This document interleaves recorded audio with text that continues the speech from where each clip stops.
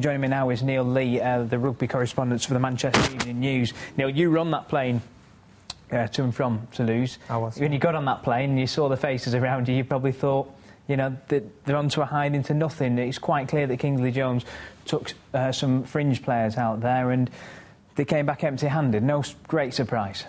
No, I mean, Kingsley himself admitted last week that it was a controversial, high-risk strategy that he embarked upon. And he'll only sort of realise whether the gamble has worked or not on Friday night if they beat Cardiff. If they don't, there'll be a lot of questions for him to ask. Give us the details of that then, the thinking of Kingsley Jones, because Cardiff Blues are a decent side. He had to just, what is it, just the way the fixture list are, he had to weigh up which one he was going to go for in a home tie at Edgeley Park. Probably would have been better, give him more preparation. The problem that Kingsley and Sale have got is that there's just a 5-day turnaround from the Sunday game in France, flying back and then preparing for a Friday night kick-off against Cardiff.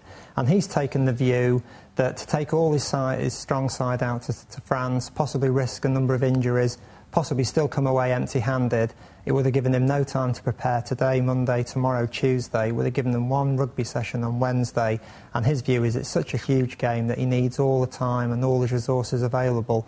I mean, he admits he's really putting all his eggs in one basket, but right from the moment that the draw was made in summer, he targeted that game as a must-win game and is very confident that with his full-strength side they will win. OK, well, hopefully they will, because obviously the Heineken Cup is a competition they want to do well in. What's the reaction of the fans? You're the mediator.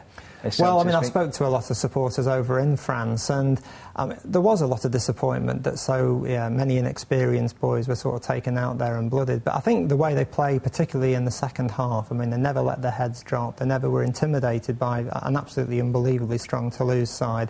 I think they'll take the view that if they do win on Friday night, then the whole exercise would have been worthwhile. The young players would have got some invaluable experience that will serve them for the rest of their careers, let alone this season. And also a win on Friday and the Heineken Cup is still alive for the club overall. So that's obviously got to be the target. Yeah, there were a couple of positives, weren't there? Ben Cohen got his first try, he obviously ran. Well, he's obviously struggled to sort of find his best form since coming over from Brive in France.